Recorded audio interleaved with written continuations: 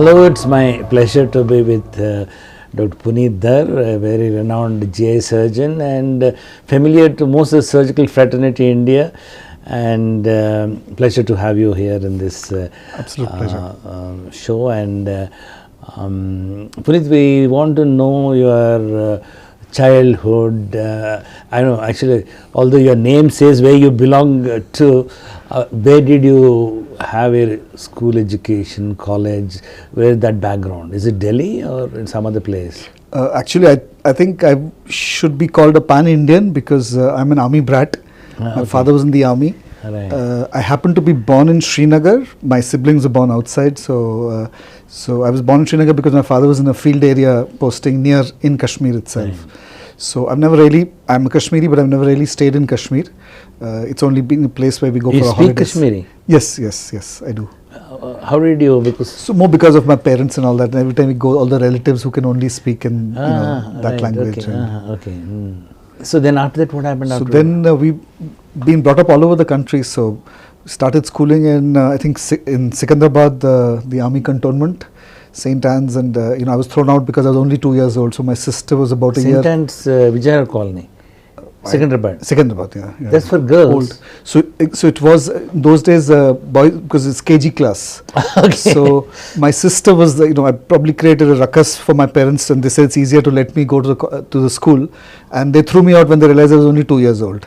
So so I guess I was one of those early. Now I wish at that age you want to go to academics and school quickly and all that. Later you realize you want to get out of school, you want to bunk classes and all that. But then all over where we went, whether it was Baroda or Roorkee or Delhi or all over the country, we did our schooling. Did a high school in Dehradun. Then my father was posted to a field area, so we again came back to Delhi, which was lucky because I don't think I could run medicine any other place because of the domicile restrictions of our medical services. So Delhi is the only one which has this rule that if you do 11th, 12th there, you can apply for the local entrance exam. So that was lucky. So being an army brat, there are a lot of disadvantages more than advantages. I mean, a lot of people see it as a disadvantage. So I think all through my life I've realized we see things as disadvantages, but they're actually opportunities. So people keep joking that you seem to know everybody. So you connect up with so many people. You lose your inhibitions about speaking to a strange person. You're sharing a table with somebody. Most people will put a invisible curtain there, but I'll join in their conversation as well, make them laugh. So I think it breaks barriers. When it comes to education, like for example, to get a medical education, you neither belong to Uttar Pradesh or Andhra Pradesh or you are not domicile. Isn't that a drawback? So or an army kid has got any special? No, it would have been a drawback, like you said, because you will never get those 5 years or something. But Delhi, because we happened to be in Delhi, and I realized that only later. That because we were in Delhi, doesn't need a domicile. It only needs 12th, 11th and 12th to be done. Right, okay. I know a lot of people who misuse that. They're studying somewhere else and they show schooling in Delhi and get, so that they can apply for the Delhi entrance. I mean, you have such command on English and your diction. Where did this come from? I guess it's from all over the country. Exactly. I think in those days most of these convent schools and they had very good all these old British and Anglo-Indian teachers and all that, with the good diction and all that. My mother was also masters in English literature. Both my grandparents did their medicine and engineering in England. So I think we were in that transition phase. Now we are seeing a different English being taught by people who are not so good at English. I had fantastic teachers in DPS where I studied. Did you read an extra English literature or during your younger days to give this ability? Because many medicos find it difficult to get the right words. So if I now see a kid like that, I will probably cringe and say this guy's being a fraud. But I did. I think in 3rd class and 4th class I read Shakespeare. I'm not sure now that I understood any of it because when I went and saw Shakespeare in the Globe Theatre in London, I realized there's so many double meaning dialogues and things which are for the ground groundlings in the front. I'm not sure I understood any of that, at that tender age, but the stories fascinated, and it was something which was glamorous, and with that you started, yes, of course, started reading in small Mofussil towns and all that. Most of teachers, because you don't have much entertainment in terms of the the way the current kids can go on to PUBG and some video games and stuff like that. This was a way of entertainment was escape through the books and all that. So we entered the land of Famous Five and right. Secret Island and all that. Yeah, I remember. Now, see, I mean, one of the things which I noticed that you make friends in a particular, say, Jalandhar, and after 2 years, 3 years, then you'll ditch them and go somewhere. You never felt bad that you were... Yeah, of course I did. But, in retrospect, it's at that time, of course, when you're getting posting, you're upset with your dad. Why do how am I going to lose my friends and all that? But I think when you see the good sides, I think my gypsy blood comes from there. I want to go and travel to various places and see various things. I think that also the excitement, both my parents made sure to see that we look at the positive side of things and all that. So, they would point out that there's the vegetable I didn't like, this growing inside that garden. This is, see, if we shift there, you won't have to eat this vegetable. Oh, really? Now, other than studies, I'm sure you must have been very good in studies. What other attributes you had as a school child? So, what are you most known for? Music, I guess. So, we gave programs for early days of TV and all that also. So, music, I used to play santoor, tabla. You still do? No, santoor, my sister took over after that. Then tabla is still, I occasionally still do. Really? I did it, I gave some performances also, but then once you entered medical school, it was difficult to keep up. I guess I didn't, keep it up. It was laziness on my part, but that fondness for music always remains. I love to do theatre. A lot of those things which you want to do in childhood, I'm actually trying to make up for that lost time in adulthood. Like theatre and all that. I did theatre workshops at 50, where some of my co-participants are famous actors now. Now, was there any pressure at home to study, compete, get marks, get into a professional course? Was there? Fortunately not, actually, because I think the each place we moved, the tension was to get a good school admission secure, so that was a part of it. I guess because each time you move and you within those 2-3 years you reach towards the top of the class, you're shifted. So I think that keenness to do better always remained. So I don't know whether that was there because of that. It probably also engendered a bit of laziness and all that. In that you can do without too much of studies also. So. A bit of all that. Parentally, there wasn't any pressure at all to do any professional. I think it's interesting you say that, because I see that pressure more from parents nowadays. So if I look back, I don't think my parents wanted me to be a doctor as such. So this was the first thing which came our way. We gave the IIT entrance exam. It's I can't say that I had to struggle through and I wanted to do this all my life. I didn't. I really love it. I wouldn't change it for anything now. But I don't think at that time that was a huge I probably, like you said, shifting from place to place, we didn't really have something that I targeted on, that I have to do this. So when we moved to Delhi again, my father was in the field areas, my mother was there. She was happy that we are studying it all. It was good that we got in. My aim was actually FMC in the beginning, so I wanted to join. But why medicine? Because the type of personality you are, you're into everything else. But how you thought you should have taken arts, where you would have enjoyed all what you. It's very interesting you say that, because it's so funny how vagaries of life can take you. So when I moved from Dehradun to Delhi, we were the first batch of 10+2. I think you're the same batch, isn't it? So you would probably remember. So no school in Delhi offered geography, which was my favorite subject. Okay. As in 12th class, they had to change all their curriculum to have these contour maps and all that, and they weren't set up for that. So they offered arts with history without geography. So at that age, history was mugging up dates and all that. Now, if you tell me, I love when I go to a place, I love looking at the history of Kempegowda in Bangalore, or wherever you go, get the Habsburgs in Vienna or something. You realize the whole ecosystem has come up because of that historical thing. Right. We've never, as that's one of my dreams, is to teach history in my old age through movies. Make it interesting for kids to read history. So, but at that stage it was mugging up, and I said, I'm not going to do this. Babar from 1555 to whatever. So I said, I don't want to do arts. So I took up science more as as an accidental thing. So it's funny how life can take you. So I was definitely not that I have to be a doctor or a surgeon. In fact, my biology teacher, subsequently was the DPS society. He was high up in that. He used to say, when we were dissecting a rat vascular system, and I think I successfully ruptured every single vessel. He said, "Thank God you are not going to be a doctor." So I wanted to go back to him and tell him that not only am I a doctor, I'm a surgeon. Interesting. Now, which medical school did you go to? So I went to Maulana Azad Medical College, that's Delhi. But you wanted to go to yes, so I wanted to join. That was in medical corps? No, he's an engineer in the army, electrical mechanical engineers.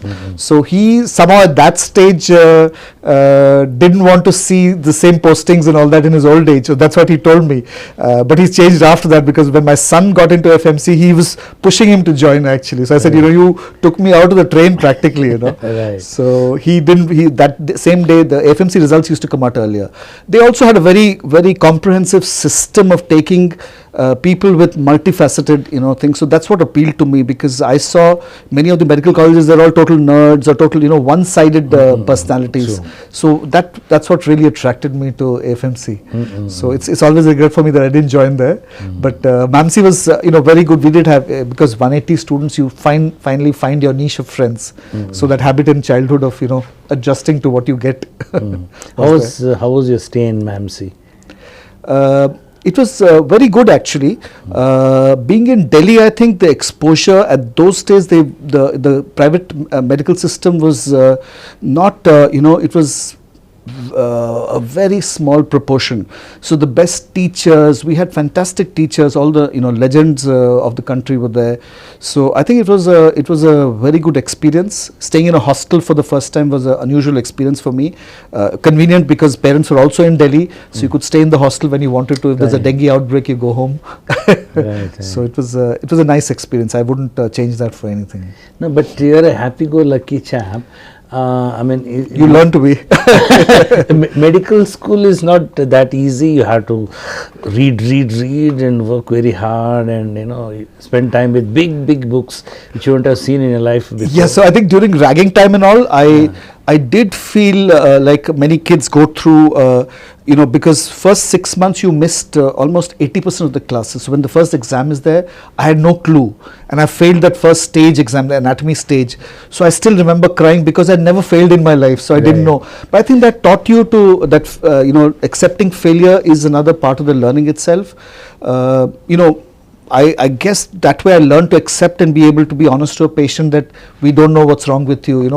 Normally I see a lot of these big names will just go, they know exactly what's wrong with you, and so it taught me how to deal with adversity as well. Yes, so it was difficult in terms of the volumes we had to do, but I don't know, I think the setup and the peer group was very good. We learnt in different ways, like microbiology, if you missed all the classes, we use, third year is the time you get all free time. So we attended every single festival. There was this guy, he's a very popular, even now he's a psychiatrist, but he was a very popular jammer and quizzer and all that, Sanjay Chugh. So he'd quietly come and say, we have to go and do this dumb charades in some college, and because we used to get cash money, so very exciting. So we attended every festival, youth festival, and when we came back, the demonstrators and all in microbiology and pathology would tell us that if you get a prize, we'll give you the attendance for that session. Oh, really? So we did get the best of it. Yeah. And they would take extra efforts that, okay, you got us laurels for the college, so we will get you extra marks. But then you do feel pharma and all that, you lose out on a lot of things. So we learned innovative ways to study. Like microbiology, we studied we personified every bacteria. Okay. So all the gram-positive, no sexism, but all gram-positive were guys, all gram-negative were ladies. If there were specs, it was capsulated. Mustache or open hair was ciliated. So we personified each characteristic. So even now, 40 years later, if you tell me Haemophilus influenza. I remember the exact girl, and you know what, I can tell you even now the colony characteristics of that. Okay. So I think we have innovative ways of dealing with problems. It's not getting problems, but how to you know, get out of it in a, you know, get out of the mud with a enjoyment. Did you have an inkling that you'll be a surgeon while you're in internship or whatever? Where did the thing of surgery come into picture? Yeah, it's interesting that When your biology teacher said you can't be one. I suppose that may have been a small challenge all at the back of my mind. I don't know.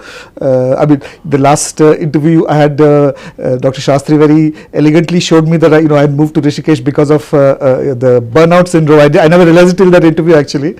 But now it's almost like a psychoanalysis session. I'm really loving this. But that may be one of the things. But I guess the glamour of surgery was, like you said, the too much pressure of learning medicine. I guess there was a little worry that will I know so much that I'll be able to treat a patient? What if I don't know a fact? Whereas in surgery, the feeling was that you can always cure by means which is a skill which may be easier to acquire. It wasn't, but we had to struggle through that. But the feeling that and the instant gratification you would get when you see the patient, I think the killer was when during internship and all, they're short of hands, so you have to do all suturing, lacerations and all that. And I had opted for peds surgery in my 15-day posting for. So there's this kid who came from across from Old Delhi area with some violence there, and whole thing was gashed. He was crying, blood all over. Early days, this is just pre-HIV pandemic. We used to suture with our bare hands. Quickly, we used to get all this stuff together, and this kid flailing, and you barely can put in local anesthesia, and by the time you end up with it, there's a neat scar, and the child gives you a smile. It's so soul satisfying inside. You said, this is what I want to do. It did go the other way, because during my house job I realized there's a lot of angst in surgery, people fighting for, you did 3 lymph nodes, I did only 2, you did 1 circumcision more than me. I said I almost gave up at that stage. So it's funny how life goes. For house job, if in our time we had to choose a house job which you want to do surgery in. We had a 2-year PG course and 1-year house job before that. Oh. So you had to do a house job in that subject. So I wanted to actually switch, things to pathology. Oh. And as luck would have it, there were only 2 seats in pathology in the first half, 2 halves. So three of my colleagues, they told me that if you take, if we go as a group, we can take over a surgical unit. So take surgery in your first half, you take pathology in your second half, and you will get a lot of time to study for the entrance exam. That appealed to me. So I said, okay, I can still enjoy surgery for that time and not. So it's so bizarre that all those 3 people who took up, never ended up with surgery. They are all top of their fields for various reasons. One had, ankylosis of his hip. He couldn't stand for surgery, so he couldn't do. The girl realized that, there's too much. Those days, girls were really discriminated against. She realized she couldn't do in surgery. The third guy got a MD medicine in AIIMS, Delhi. His parents didn't let him leave that course. So, none of them ended up in surgery. But in that course, I had good role models in, Maulana Azad. And I realized that there's a flip side to it, and you can still enjoy surgery. So, anybody in particular who inspired you among the faculty while as an intern in surgery? So we had, I think, I can't really put my finger, but it was a wide variety. We had some people who would speak so well that they would impress you with it, the way they would talk to a patient. Dr. Budhiraja, Dr. Thusu was a surgeon who knew how to teach the undergrads very well. So a whole lot of role models we had. Some were very casual but yet very effective teachers.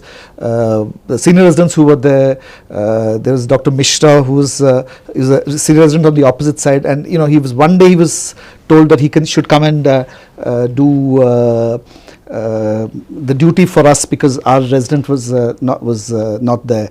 So with him, I really enjoyed, because he had no competitiveness about what is to be done and all that. So in fact, I told him years later. So he was very thrilled that I took surgery because of him.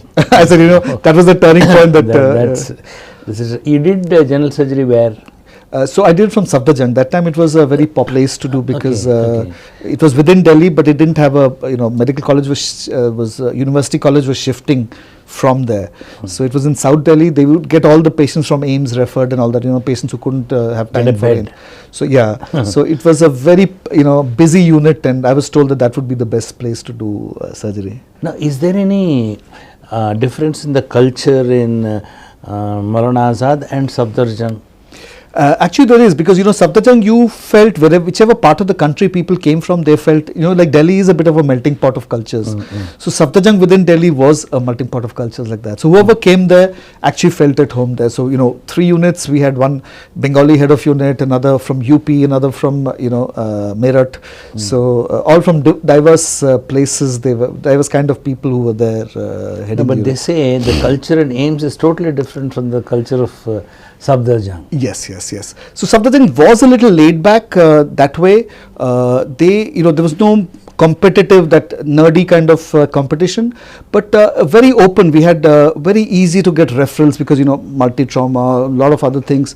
Very easy to communicate with people in the other departments. MAMC was much more inbred. AIIMS is also a lot more inbred. The same people are doing the same thing. You had the same problem when you went breaking I know. So, but you had a lot of volume. Volumes was huge. And that's a big advantage. Yes. Then you really enjoyed your stay in Safdarjung. Safdarjung was very good, yes. What extra thing did Safdarjung add to your personality? I'm not sure. I think that's the place you really matured, because when you do medicine, we are still in India, we are still young and very raw. So you really face life there, so I can't think of anything offhand. But the point is, you're academically inclined, you're into research and stuff like that, which is not so much of a Safdarjung culture. Yeah, so probably I wasn't at that time. So I think that change really happened with MCH. So there was a you're absolutely right. There was a laid back attitude about us, the Sarkari culture which was there. We didn't even have proper blood bank to get. Lots of times we had to run to AIIMS and get it. We didn't have a CT scan at that time. It had to, if the patient could afford it, had to go out and do it. So I was even posted in neurosurgery and ped surgery. You felt helpless. You had to do, in those days, carotid angiograms and all that, and based on that operate. So it was painful. Maybe like you're saying, subconsciously I did feel that lack, which might have spurred on. But honestly, I think I just went. Sanjay Gandhi had advertised for the MCH seats, and I went more because I had not gone and seen Lucknow. So it was the tourist influence, and the entrance exam, I cleared that, and I was selected for the director's interview. So that was the first time I actually thought of doing MCH, and I met up with the people who are Sadiq was there. He was from my school, and I suddenly see him on the other side as a faculty. So and doing very well. So somehow that you realize that you could do better rather than just stay. I had actually not done a senior residency. Also, I joined up the government through the CGHS, the Central Government Health Services. So my dad actually told me that you are this is going to be like a opium pill for you, and you're not going to you'll stagnate at that level. So you need to push your boundaries. So I think that's what really pushed. And then immediately when I came back from Sanjay Gandhi, they had the Delhi started the MCH. Now, before going there, you had a very fruitful 3 years in Safdarjung. Yeah, and after that I joined back the Central Government Services for another 4 years. Now, were you any different from the other trainee residents in general surgery? Were you learning more? Were you getting more? Or did you put any extra effort than the others? I guess everybody feels that they do. Like we wanted to go and I felt I didn't know much about gynae and all that in my basic training. So we would go to the gynae theatre and assist in, so even while we overworked, we had to do emergency, post-emergency, very hectic. Safdarjung was very, we had a 30-bed emergency unit where the average turnover was 2 per bed. So 60 patients you're seeing critically ill and, running after each patient. So I guess every resident feels we had a very good peer group, no doubt. The senior residents are very hardworking. 2 people I had with them. Unfortunately, one is no more, Dr. Demla and Jugraj. And they're very hardworking. At 12 o'clock, they would take us to some place to have food in the middle of the night. So I think everybody tended to work hard there, even in a government setup at the junior level at least. But there wasn't a push to excel in a particular branch. That was there. So I guess there was no surgical gastroenterology, I'm sure, in Safdarjung when you no, were at that time there was no surgical But gastroenterology. where But did there you was get to onco. know of that specialty? So I never even realized that, to be fair, I think my first choice was pediatric surgery, because like I told you, I love pediatrics. One of my uncles was one of the fathers of Indian pediatrics. So I always wanted to do pediatric surgery. But I had a bit of a mishap in my in internship. I would stay awake the whole night, because by the time the patient would come, there's no patient for 2 minutes and you try to sleep and you couldn't sleep. So actually one of the nights I took Finargan syrup just to sleep, because I didn't know about and one kid came, wasn't resuscitated very well, and I felt very guilty, and I said no, I shouldn't take up unless I have the I should give whatever the best I can. So that guilt, I think, always stayed with me. I loved ped surgery. I opted even during my house job for a pediatric surgery posting, but somehow I saw all over the ped surgery places were not that popular, so I never really understood why. So GI came along, and I thought it was something which is a new field, and there will be a lot more. And we started reading about all those vagotomies and all that. HSV was just coming up that time, and Lap-Chole, actually I saw the first Lap-Chole in Delhi done during the end of my something I thought will never happen. So when you see that live happening in your own city, it really sort of the glamour of it drove. Transplant was a very far cry at that time. I never thought of training abroad and all that. Although in Safdarjung the tendency was all my batchmates, they all went to the UK to do FRCS and all that. I wanted a safe job, I wanted a safe this thing. So instead of even doing a senior residency where you will be thrown out on the road after 3 years, I opted for the central government UPSC combined medical services exam job, and joined that as a medical officer there, because I had a MS degree. They posted me in Safdarjung back again. Okay. How long were you there? 4 years I was there. 4 years? Yeah. Between your MS General Surgery and MCH? Yeah. What is special in that? I think it's good, because I think we were fairly raw during our MS and all that. I think there's a tendency, even when I was conducting MCH courses, I see a lot of parents have a lot of pressure to quickly push their kids. Oh, I have to get, like we were talking a little earlier about how quickly the kids want to get their grounding. I mean, if you look at the best people I've seen, the ones who I admire are the ones who had to struggle through, at every stage. About Vinay, about Nandi, about so many people.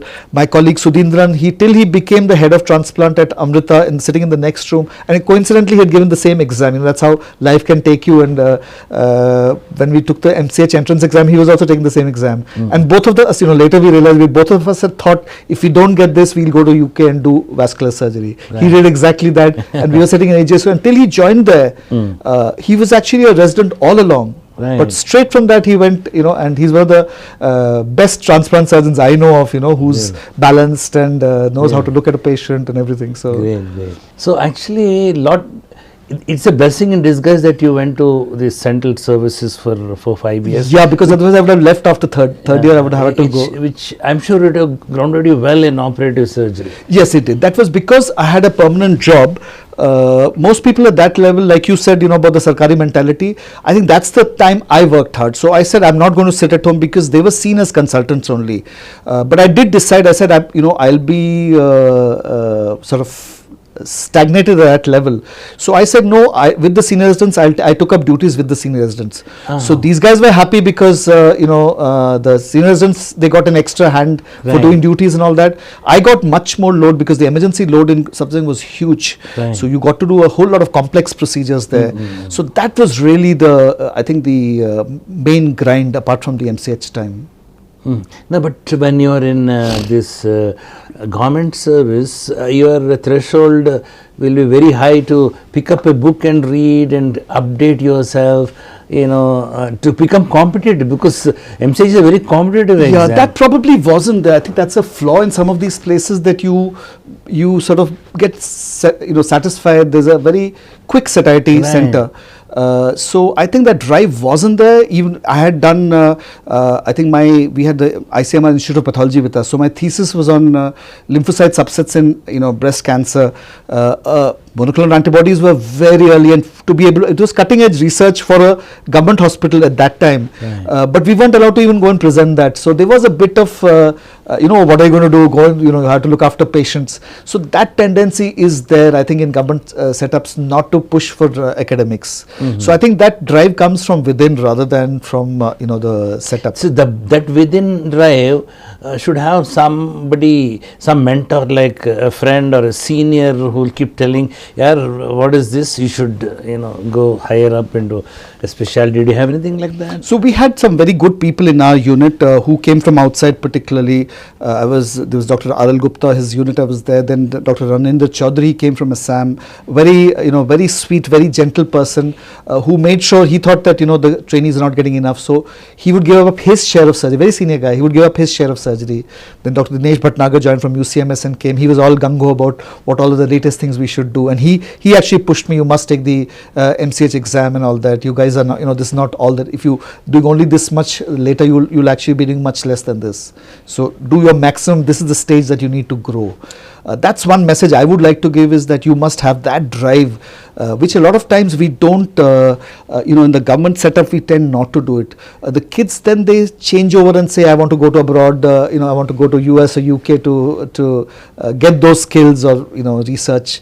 There is no real push. Some of them do have that push, like in the AIMSs and all that, because to get their own promotions, they need those papers. So so I'm not sure it's for the right reasons. I think they don't really excite that interest in the candidate. So I've always tried, to do that for the, subsequently at every level. So I think that's one thing we really need to push as mentors. Actually, you see a lot of youngsters will take off for 1 year to study for entrance. Yeah. I mean, is that a right thing to do? I don't think so at all. I don't think it's needed, because unfortunately the entrance exam did become like that. Competition was such, but I mean, I firmly believe I've had people who worked till the last date and done brilliantly. So it's how you study that's, there are a lot of help material available online and offline as well, where you can practice for the thing. And I think it's a dual feedback when you're because the questions also now tending to get better. Right. They're getting more practical and all that. So if you're on the field, I think you're able to understand a lot of that and assimilate that for a lifetime.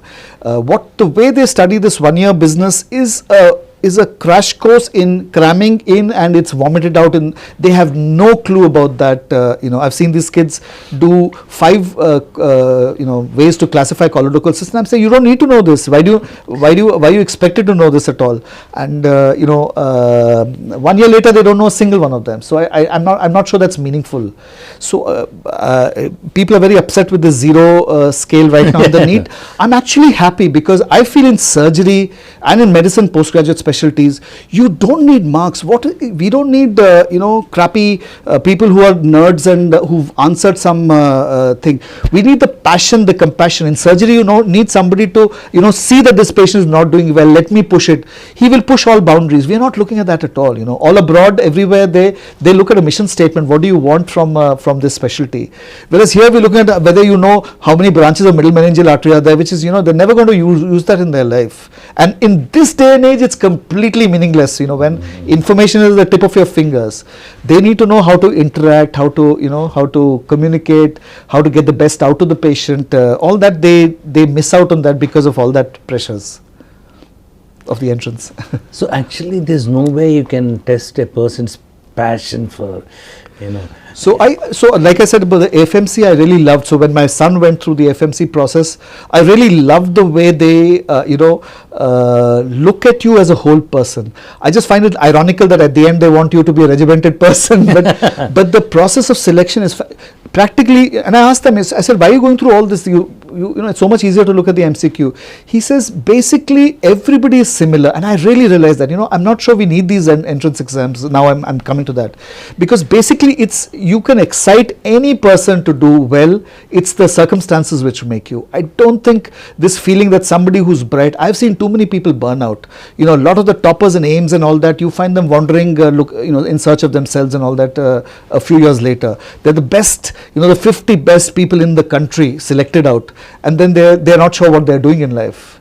So I think we can excite that passion in anybody, but they need to have that passion and the compassion. They shouldn't be going in because my boss has a Merc or a BMW.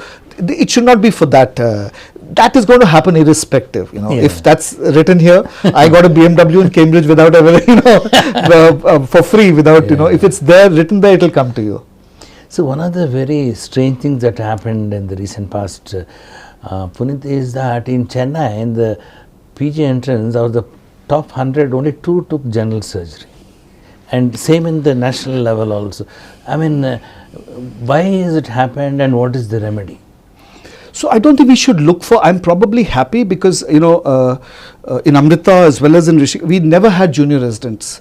And one of the reasons I insisted I don't want junior residents because I realized in Amrita when I joined, they gave us a guy who was a Kerala topper, and while they're waiting for the counseling and all that, he joined there. First day after an LAR, he says the patient's not passed stools. I gave him a enema. So I said, what is the use of all your knowledge if you're not able to apply it? Right. You don't have the humility that you don't know it and you can ask. You just have to ring up pick up a phone and call up. So I think I'm not sure that we need the toppers there. They're probably better off in in some other specialties. But it is sort of significant of a fact that it is less popular. I'm not sure if it's the first 100 which counts. It's the overall, if it's showing a trend, it is bad, which it doesn't seem to be. I just met, 5 minutes back, I met a kid who's doing his internship here in Bangalore. He, in his spare time, he's still doing his internship. He's with one of my old MCH students who's doing very well here. He's done about 4 or 5 papers during his internship alone. And he said, I want to do surgery. And I actually, exactly what you said, I joked to him. I said, I turned to these guys and I said, Raghav, this guy's going to do medicine, if he's doing only these papers. And the kid says, sir, you can take it from me on a bond paper. I'm going to do only surgery. So I said, that's the guy I want in my unit, So he's got all the ingredients it takes to be a good. So I think we need to look at that passion, not where they stand in that. That merit list is very artificial. On a given day, that's what the FMC guys told me. On the given day, the same thing, you take 2 exams. The guy who's 1 in 1,000, and it happened with my son. He took the entrance exams the first time round. He wouldn't have qualified for any of the top things. He got into Manipal. Used to have a separate exam those days. Joined Manipal also. And then they found some things in there's something wrong. They cancelled the exam, held the exam again. That's the only time they've held it again.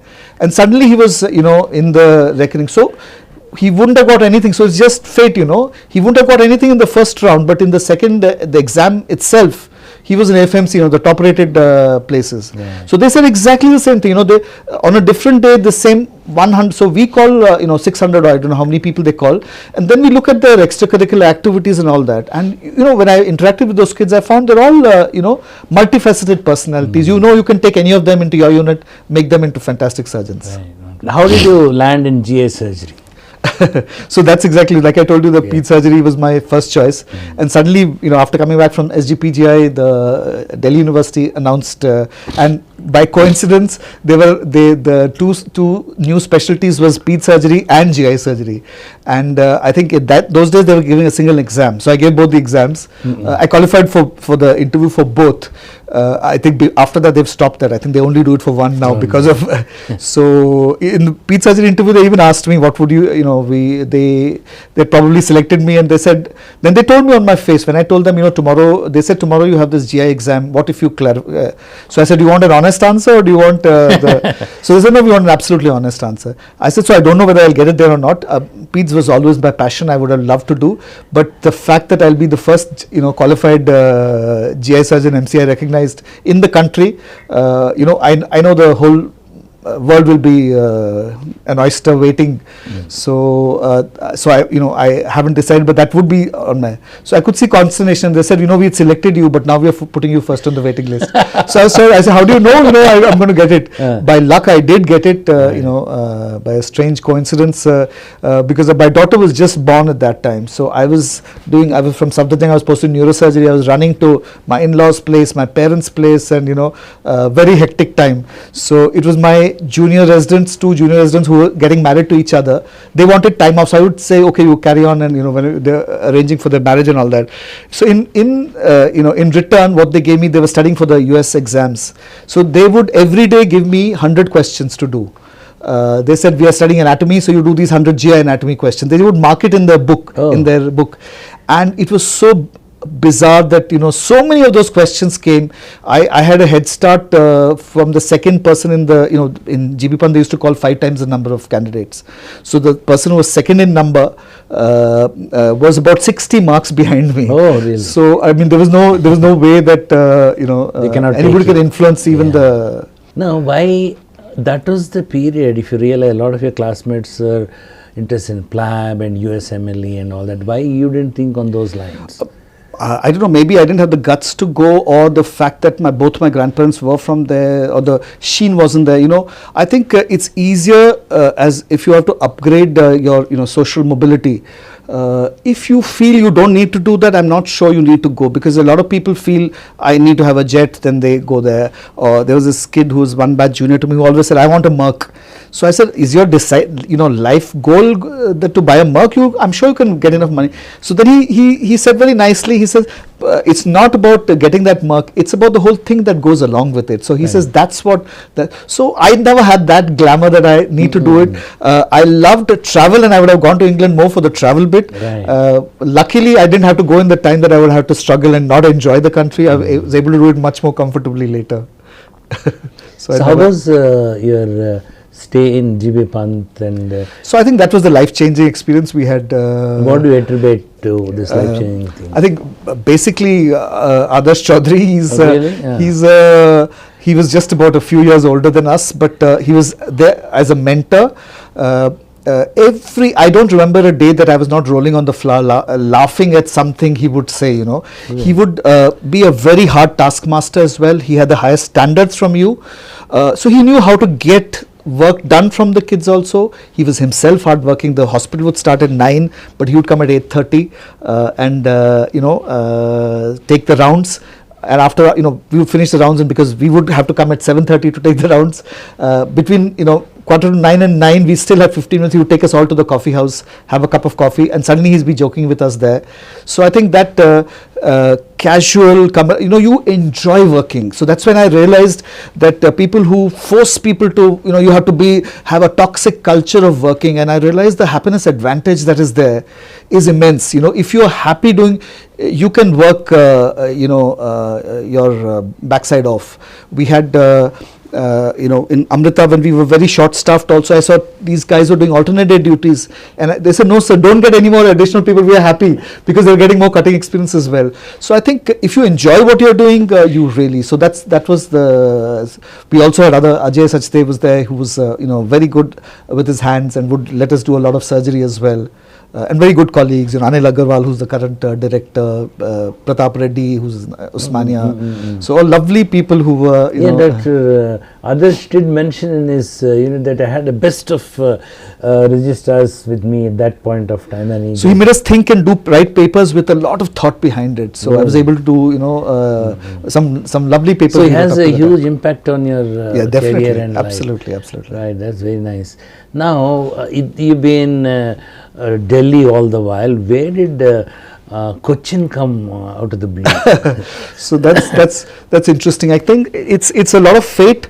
Like you said about the struggles which we all go through. I think if you take the struggles as an opportunity rather than as a downturn, because it's easy to crib about things and move on. So I was the only MCH recognized person in the country. At that time, the MCI recognized, and the only hospital with GI surgery department in the Central Health Services was in GB Pant. So I joined, back there. I had a selection as a specialist, so they posted me there. I don't know, some politics happened and somebody wanted to come in cardiology, but they said, so that guy said that you got him through the Central Health Services, how come he's there? And that time the GI surgery department was not encarded, so it was not, there was no way they could get a person from GI. So they said, we don't know how he's come, we can't post you here, but we can post him out. So they posted me to a vague hospital, and this is after 4 years of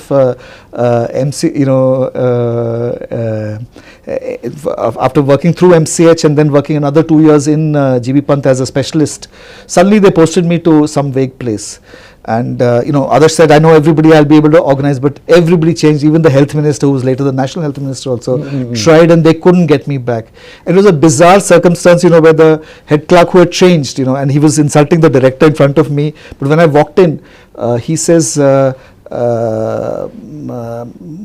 have you come for? I said, basically I told him this whole thing, and I said, this is a last ditch effort, because neither the health minister nor anybody could change that posting. He said, I'll do it. So I just introduced myself. He said, sit down, would you like a cup of tea and all that? And so I was a little surprised. I said, nobody's managed to do it. I've met all the secretaries, all the ministers. And he says, no, last week you operated on this so-and-so patient.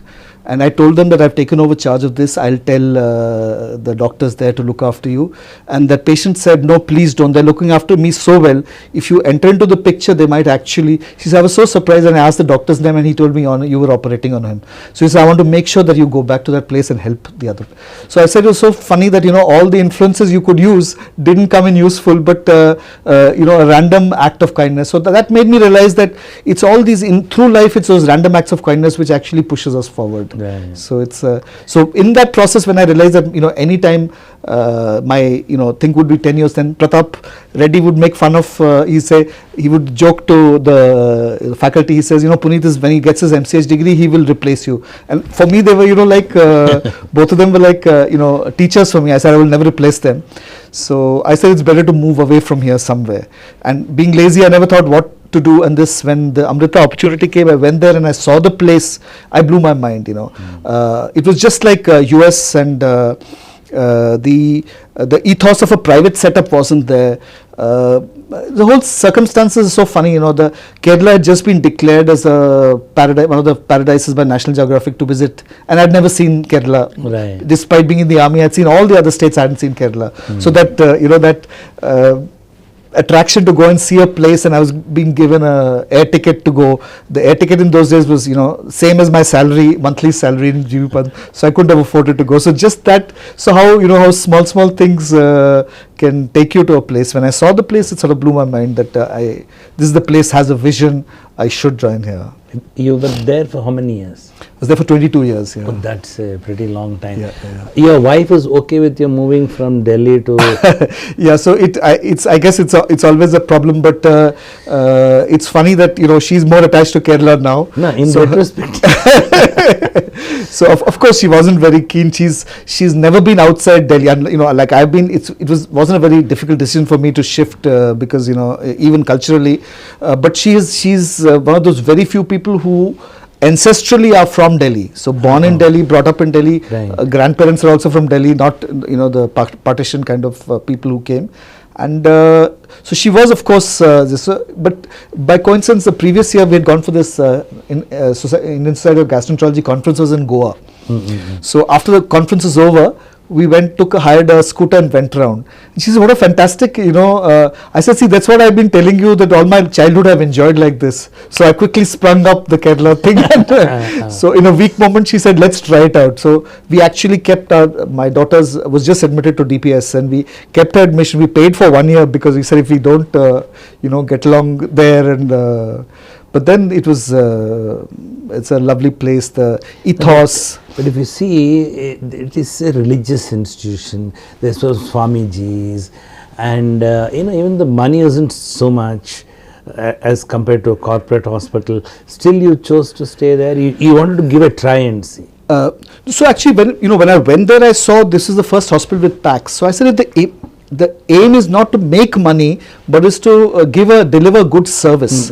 So I'm probably very anti-religious. So I even asked the director I want to meet Amma before so when I went there to the ashram, I saw the whole ethos was not the way we see. The ethos was how to give solace. So when I could see, I said hospital is the ideal way that they can implement that thing and all that. So I mean, Swamis and all that is the worry that they might interfere and all that. I see much. I'd rather a happy influence rather than crass commercialism. Oh, doctor, your targets are this much. Why don't you? So I was far happier there with that than anything. See, the other and we didn't have much interference. The other thing about Kerala is, I mean, I may be wrong. Keralites might not like non-Keralites to be there. So that was surprising to me. I think they were more perplexed. They said, people go from here to Gulf and everywhere else. How come you're coming here? You know. Right. So that was a bit of a bizarre thing that you know, you give somebody a random guy a lift. He will, the moment you start talking, he says, "How come you're here?" You know. Then he asks, "How you married to your wife?" She looks like a Malayali. So you know. So they ask personal questions in 3 minutes of a hitch ride that they've hitched. Right. So you were looked at as an oddity, but I must say I don't think I ever felt that I was not wanted. Certainly, if anything, I think it was an advantage in terms of I think somebody from outside is automatically seen as must be good, you know. So even if I was not that good, I think I was probably seen. So I had referrals, and I think the faith in the hospital was such. I would get referrals from a lot of the heads of departments. And, you know, my colleagues would say, "How do you know this person?" I say, "I don't know him." So how does he have faith in you? You know. So I said, "I have no clue." So I think it's sheer luck and the ethos of the place which drew. So I think my message to people, the kids, would be try and match your ethos with the place that you work with. You'll always be happy. So see, Dr. Nandi always used to say, I mean, to quote maybe one of his teachers, mentors, whoever, first you choose a place and you decide this is where I'm going to live and die, and that's where you're going to. Of course, although the other thing is, you know, your wife is happy, life is happy, so you like choose where your wife wants to. These two criteria didn't fit into. No. So to be fair, I must say that I always, you know, from my childhood, I fantasized about Venice, to be in a place like Venice, which is connected by water. Right. So my sister had gone for one of these to cover. She was a history student. She had gone to cover one of those, you know, before NDTV, before all these election things came up in such a fancy style. They were very, very crude mechanisms. So she had gone there to check out the Kerala elections, you know, and there was the Congress was going to make way for the left front and all that. So she presented me with a map of Kerala, which was, and you know, she was and she told me, you get grape juice here, and you get this fish here, and prawns here. So the charm of wanting to go, when I saw this map which is connected by water, it instantly put Venice on my brain, that, you know, that this is a place I wouldn't mind being. Right. And when you see it, it's a, you know, lush paradise and all that. The moment you land, you know, we landed in the old Wellington Island airport. You actually go over waterfalls, right. You go over the beach, you go over coconut trees, and then you suddenly land in an island. That's right. So it's a spectacular entry. Right. Now, but at no point you thought you'll be settling down in Kerala forever. Yeah, I don't, like you said, what I think if you think too much, I've seen all, you know, the best laid plans of mice and men, the almighty takes, you know, man proposes, God disposes. So I think I did have a laissez-faire attitude all through life, that, you know, things are going to work out one way or the other. Whatever's there in fate will work out for you.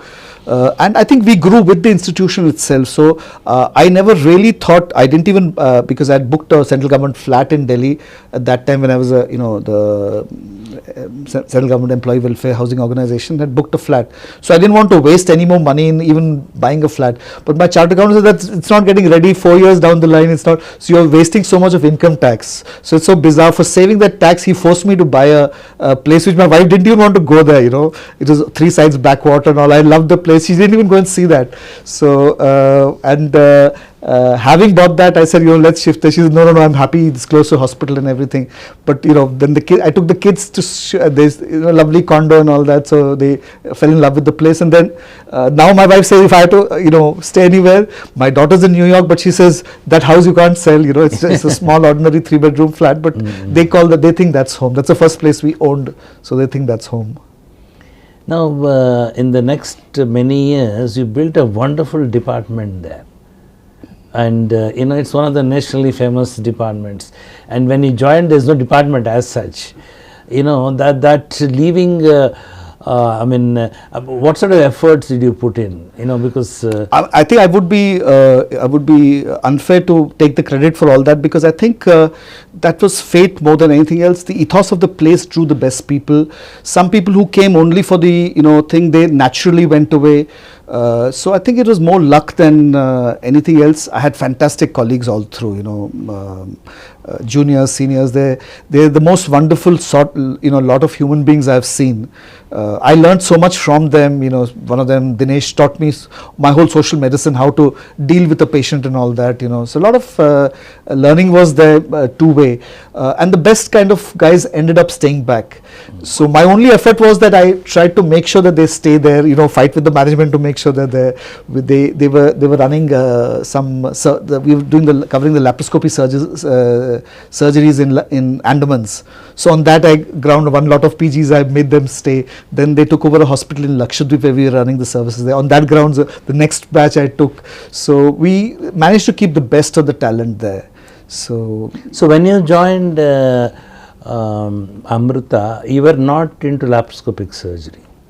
No, when I moved in '98, so GB Pant got it late. So we just started doing lap colis and all that. Right. So not so much into not into hardcore advanced. Definitely not transplantation. No, transplant was on the radar for the hospital. In fact, our medical director was a medical gastroenterologist who was coming from University of Southern California, where his transplant was not a huge thing in India at that time at all. So that was one of the visions he did have. That's why I had a colleague who joined with me as a transplant surgeon, and even when he left, there was always some thrust on a transplant surgeon to be there alongside and push the program. So I must give credit to the management to look at that vision. It was not about how that. So now if the transplant is to make money and make it. So I think the why behind the ethos behind the thing is very important. If they want to give a thing which is that area needs. So that hospital when it started, the cardiology was a huge. All the patients used to go to Chennai for their heart surgeries. Right. So they met with an and giving free treatment to some of them. So giving a thing which is not there, that why was there, their reason for doing it was very worthwhile. So transplant was always on their radar, and they pushed that agenda. But doing it laparoscopically was not there at all. That was came in much later. There was no internationally there was no push for transplant to be done. No, but see, the Amrita unit is good in minimal access, good in transplantation, good in robotic surgery. Yeah, so all those things happen because if you see, if the boss isn't good in one particular area, that will not develop. See, very few centers in the country have been as excellent and as as varied as this. I mean, that credit should go to you. I mean, I'd love to take that credit, but probably not. I mean, my colleagues were so good. I think my only thing was to keep them together, because you never felt threatened that there's a fellow who's a robotic surgeon and I'm not very good. And in fact, I pushed everybody else to go for training rather than me, because I thought at my age now, coming into this may not be worthwhile. The amount of benefit the patients would get from a younger surgeon lifelong would be much more. So actually, I encouraged them to go for that. So I mean I'm not sure, but I'm not sure I should take the credit for that, because I really had lovely colleagues. But you allowed those colleagues to grow by your side. So even like you said, did you feel threatened? I think that is the only part I did. I wasn't threatened by anybody, because when I went to UK for transplant training also, actually, Sudhi asked me that if you go, it'll be nice, we can do live donors and all that. And he asked me very half-heartedly. He says, as a professor, you're not going to be ready to go. So I said, in my mind, oh wow, tourism plus a chance to upskill yourself. Where do you get these kind of opportunities? So he thought I wouldn't go, but he said, but you're going to be a resident there. You can't tell them that this is the way we do things and all that. So he trained me very well to go, how to be. So I was such a hit there that after that there's practically one or two kids are always in Cambridge, from here. So we made that space available. So I don't think we need to be threatened, because the next generation has to be better than us. I don't know why. I've never understood this feeling of being threatened, because I even now don't feel they've stopped respecting me. No, you're unique. No. The reason I'll tell you, see, in your career, you went to transplant training much later in life. Yes, at 45 years. Now, you know very well that you will not be the HOD in transplantation. You will be into everything, includes transplantation. If you think you're not the HOD, your ego will not be, So that actually I sorted out fairly early, because I don't think the ego, I feel those who matter don't mind.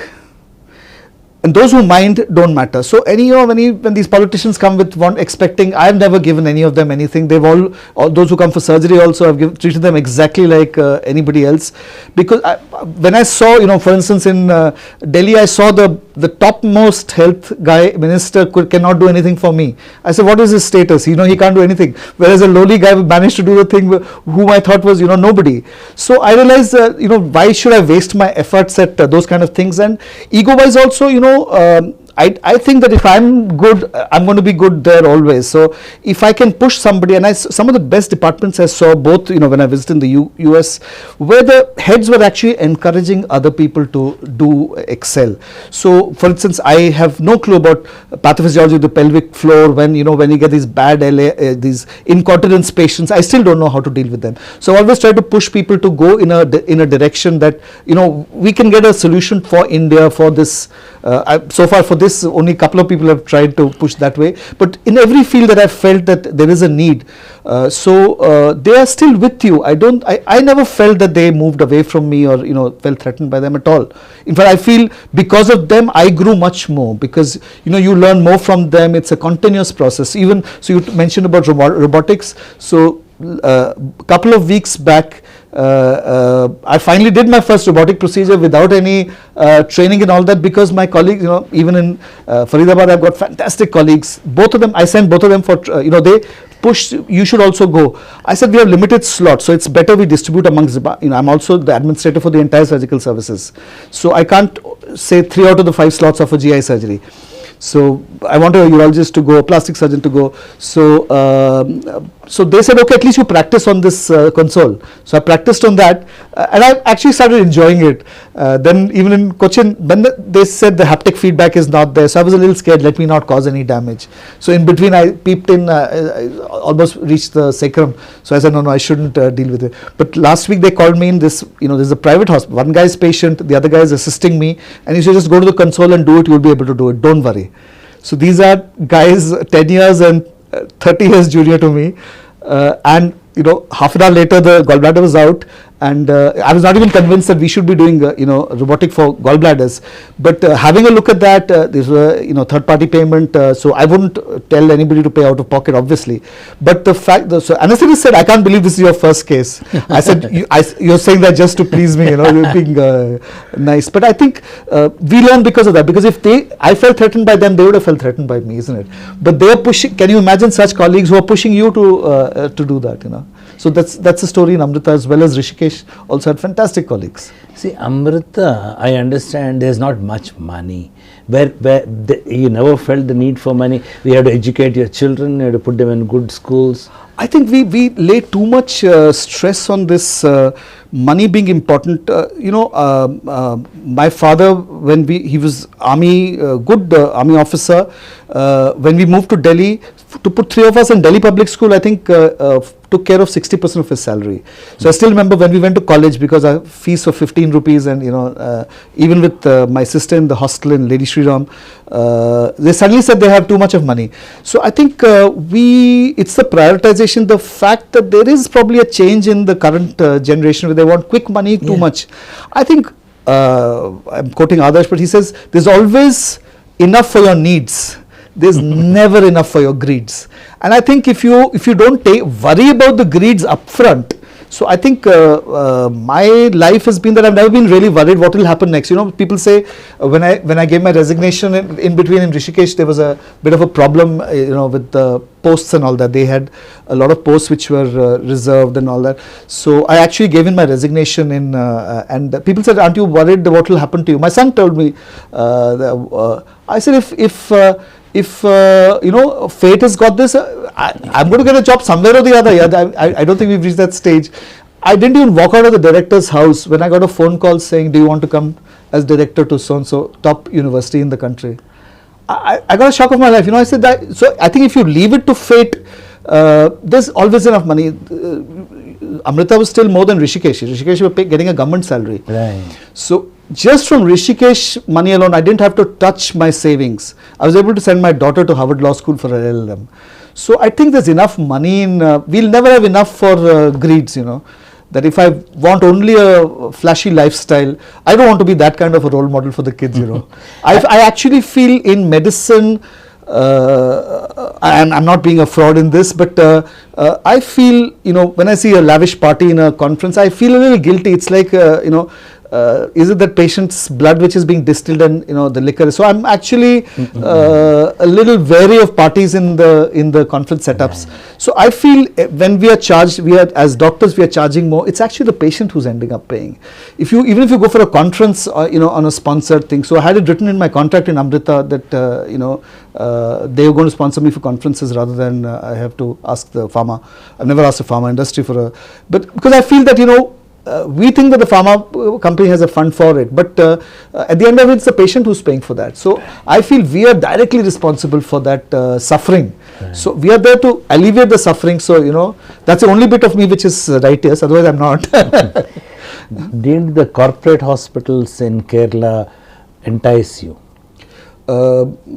Easy answer, no. Funnily enough, no. They, I think, enticed everybody else, and I'm proud of every single colleague of mine has been enticed because they normally never go for the top person. They'll always go for number 2.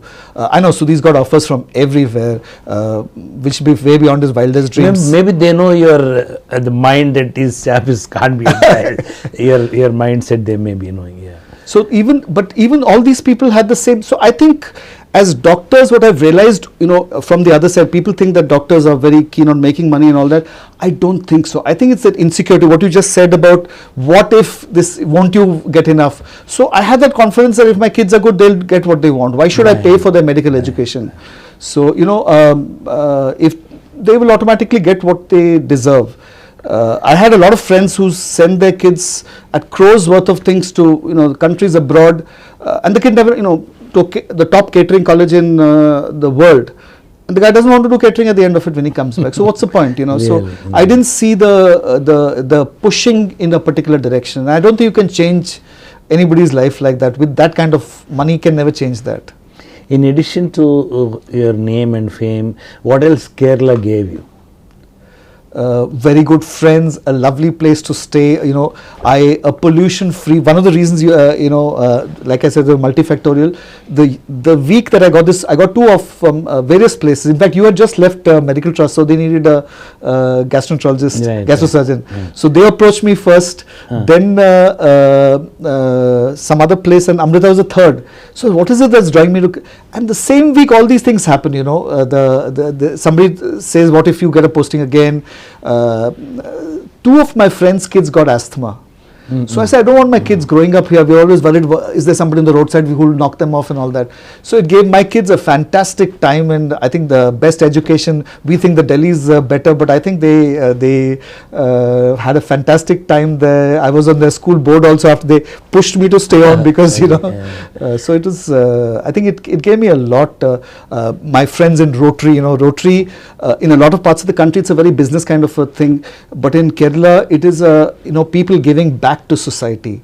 So I think that extension of the medical thing was fantastic. I was a member of the Rotary Club of Cochin there. Still they're lifelong friends. All the top people in the country, they have a fantastic friend circle there. So I think it gave me a lot of things. A lovely house. Did Amrita give you a spiritual dimension to your life? I guess I don't want to admit it, but you're probably right. It did, the ethos does probably get to you. We don't want to admit it because it's not cool to to be spiritual. I'm still not spiritual. I'm definitely not ritualistic. But I think it's important to have a good, clean heart. I think if you do good, that's bigger than any prayers or anything. So I don't believe in going to temples. I feel if you do good work, that's And I've always felt whenever I've met Amma and all that, that she gives the same vibes to me, that, it doesn't matter that you don't, I've argued with her on, and she says, nobody talks to me like that. But then she says, I understand that you love me, that's why you're arguing for the hospital, you're not arguing for yourself. So, so I think that bit, the thing that you should be a nice person, human being, and I found actually some of the best human beings are atheists. Right. So a lot of people who who go to the temples and do a lot of things, I found them sinning as easily as at the drop of a hat. So I think there's something to it which we are not we're not there. So I think it's a dimension. Why did you leave Amrita? So that is easy now for me to answer, thanks to your interview when Dr. Shastri actually, I think it was because now I had one of the best departments there, fantastic colleagues. I did feel I was not contributing enough, in terms of this thing. So to prevent that burnout, I felt I knew that all the people are as capable of doing the surgery. So till the time that they would call me for surgery and all that, teach us this. So I'd reached a stage when I'm not sure I was relevant there anymore. And I said, there's so much of a need outside. And lots of places are not going begging, particularly government places. So I said, why not give back to those, to society, and slightly sounds a little pompous, but I don't think it was all that there. But probably subconsciously it was to fight that feeling of the wanting to still be.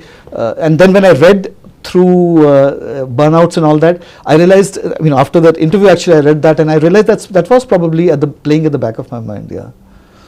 So that's and then you enjoyed your stay in Rishikesh. Rishikesh was absolutely stunning. I wouldn't exchange those 3 years for anything. 3 long years. It was COVID, it was, I realized I was thinking I was paying back to society, but actually the Almighty took me to a Kerala was worst hit in the beginning times of COVID. We were sequestered in a place where, I had all the respect from everybody because I was one of the senior most, I was made the Dean of Students Welfare, interacting with the undergrad kids because I realized I could make an impact at that.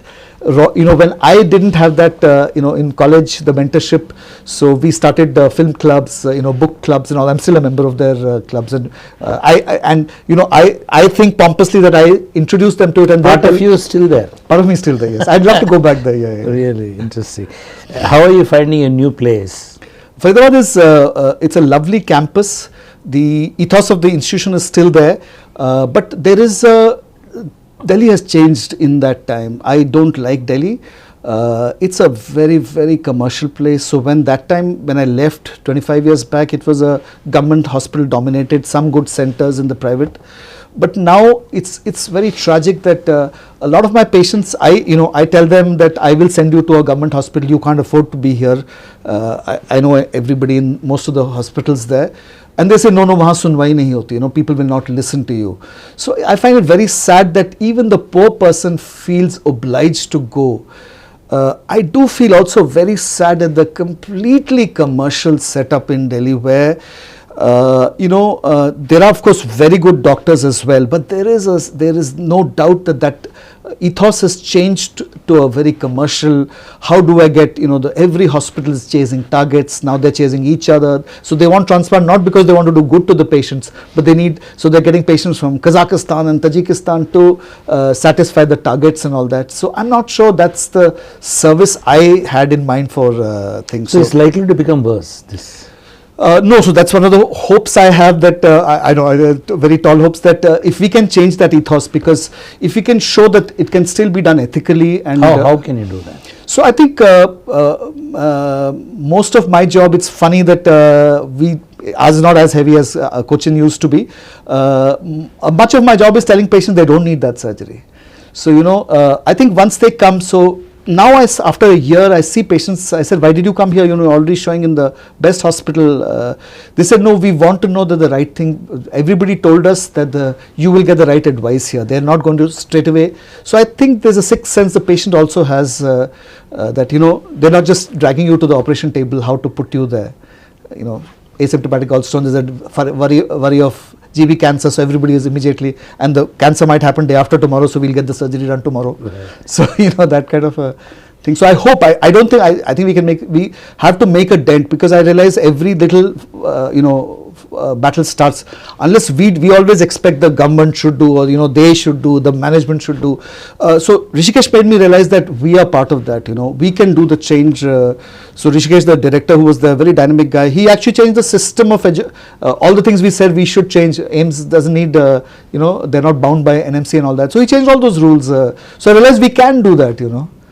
So that. No, but to recreate what you've done in Kochi, in Faridabad, is a very gigantic task. So I was very lucky that my colleagues who are there, some of the people, the cardiology, all the departments there, I'm very impressed with the way they selected the right people. It's not only people who had a money-minded, target-oriented thing, because that's the Delhi standard.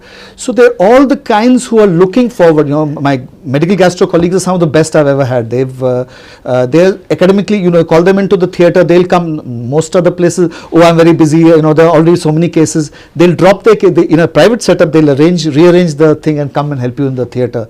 So I think building up will take time. Of course, it's out of town, and the people of Delhi also have started expecting to get in your neighborhood, the next lane, they want the best services there. One of my cousins is in the US. Her father-in-law had a subdural hematoma. And on the phone, he's saying, your place is too far. Can I send him somewhere closer? So I said, for a subdural, I would go where I'm comfortable that the right thing will be done. As it turned out, he went, did it there, had a problem, he had a recurrence. This time round, he came there. Then he also came down. Then he got all his tests also done. So he realized. So I think it's a change which we need to see. And like in Kerala, I saw when Amrita started, all the other hospitals became clones of that. So a happy ripple effect can come. So I'm hoping that happy ripple effect also comes in Delhi as well, because if you see that that's what is needed, because I know in their hearts all the doctors are good. It's the system which drives them, The pharma industry, when I was organizing a conference, the Asia Pacific conference, I actually almost gave up midway when I realized they're all asking how much business will you give me. I said, I'm not in it to give you business. So I was going to Kashmir for the floods. I volunteered there. So somebody told me the head of this so-and-so organization is a Kashmiri. He'll be very, partial to you, and the fact that you're not there fundraising. So I called him up and he says, we don't get much from it. Then I screamed. I said, you are the guys responsible for corrupting the doctors. So I think the doctors are all good.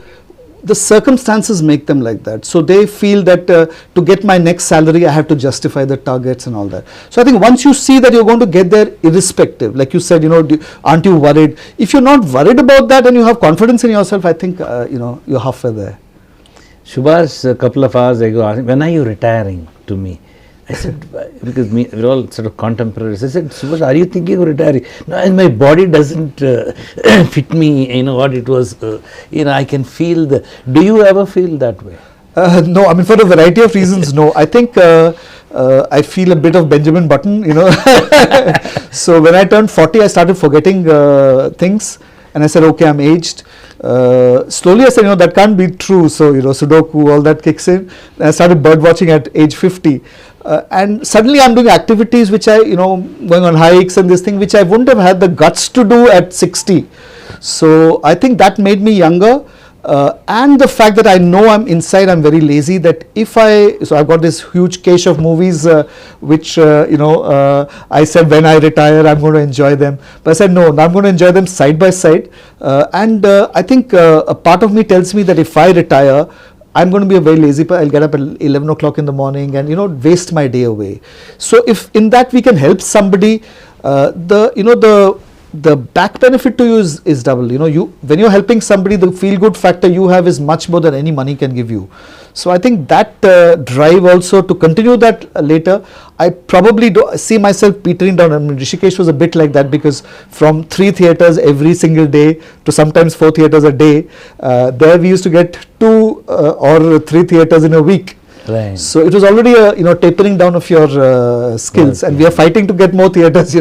So in a lot of these government hospitals, it's these facilities which don't match with it's the infrastructure is there, but you're not able to upscale that. That's a problem which we have.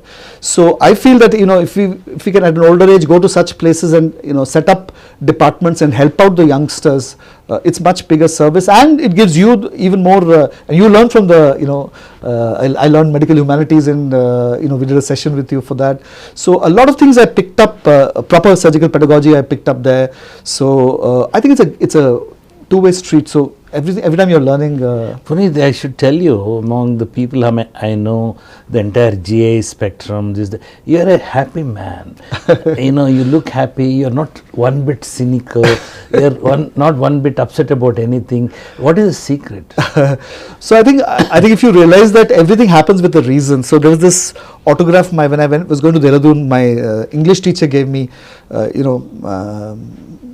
we had these autograph books, and I didn't have the guts to go to all the girls in my class to get that thing. So we first go to the teachers, and you have adequate number before you approach all the ones you really want to. And this teacher wrote, life is an echo, all comes back, the good, the bad, the true. So give the world the best you can, and the best will come back to you. And that's been the story of my life, for good or for bad, So for bad also, I didn't pay the toll on a particular thing. The thing comes back to me in exactly the same amount, right. So I've realized that if the happiness is, we think that if we study, we'll be happier. If we study, we'll get a better job, we'll be happier. But there's this TED talk which I saw called The Happiness Advantage, Sean Aker, where he says, if you're happy, you will do better. And he implemented that same thing in lots of places. And I think you automatically get the best out of you. If something is going to happen, you can't change it. There's no point worrying about that you can change it. So, you die. So I see that even in my onco patients, when I tell them that, why are you worried that this, so, and I've seen many of them live only the time that they know that they're going to die. Right. So I said, why should I not be like that from now on only? So, I know something is going to happen to me. I had near fatal accidents several times in my life. I've had near escapes from bomb blasts, within a couple of hours. So I realized that the same Dr. Demla I was telling you about, one of my senior residents in Safdarjung. So I met him in Maulana Azad when I was going to close my account. And he said, okay, I'm not, he also come for that only. He said, I'm not closing my account, you meet old friends and all that. So I said, I'm going to Kashmir. He said, I've always wanted to go to Kashmir. So I said, come, I'll arrange for you. He said, no, it's dangerous. So I said, no, the number of road accidents in Kerala, number of deaths in a single day is more than what have died in bomb blasts in Kashmir since militancy started, which is true. So he said, no, this is all bunkam. I'm going to US, I'm going to, have my son is coming from Canada, daughter's coming from Australia, and me and my wife are going there, and we're going for a driving holiday. It's much safer there. We go to Kashmir, which is riddled with this thing. We actually have a narrow escape.